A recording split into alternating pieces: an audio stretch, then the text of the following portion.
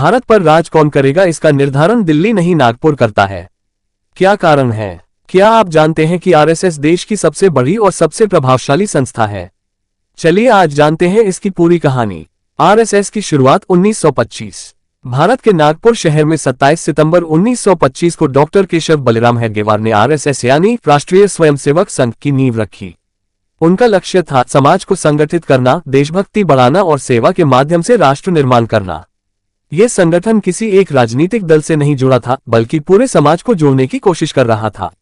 हेडगेवार का दृष्टिकोण। डॉक्टर हेडगेवार को स्वदेशी विचारधारा से प्रेरणा मिली।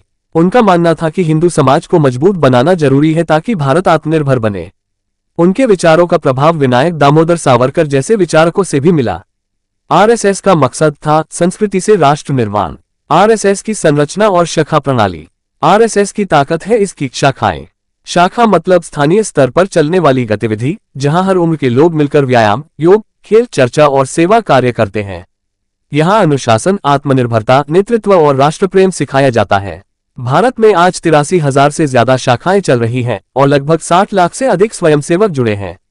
ये संगठन विश्व का सबसे बड़ा सामाजिक संगठन माना जाता है। संघ परिवार और उसकी शाखाएं।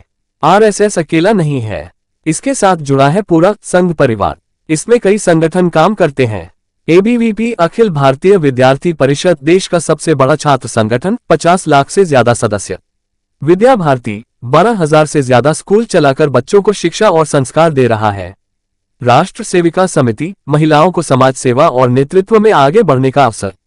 इसके अलावा सेवा भारती, भारतीय मजदूर संघ, किसान संगठन और कई अन्य समूह। ये सब मिलकर समाज के हर वर्ग तक सेवा पहुंचाते हैं। सेवा कार्यों में आरएसएस के स्वयंसेवक सिर्फ विचार नहीं देते, सेवा करते हैं।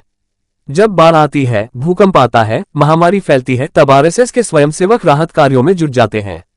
रक्तदान शिविर, शिक्षा अभियान, पर्यावरण संरक्षण, ये सब इनके सेवा कार्यों का हिस्सा है। संकट की घड़ी में आरएसएस का काम समाज को सहारा देता है। विचारधारा और राष्ट्र निर्माण। आरएसएस राजनीति से अलग रहता है, लेकिन इसका प्रभाव समाज की सोच और संस्कृति पर गहरा है। ये संगठन समाज में अनुशासन, एकता, परंपरा और सेवा की भावना फैलाता है।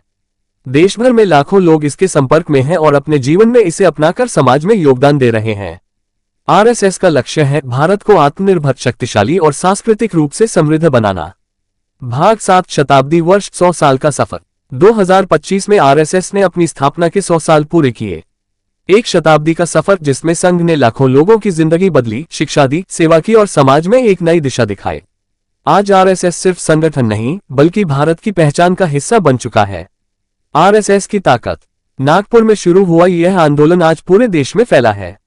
शाखाओं से लेकर सेवा कार्यों तक, युवाओं से लेकर महिलाओं तक, शिक्षा से लेकर आपदा राहत तक, आरएसएस हर क्षेत्र में सक्रिय है।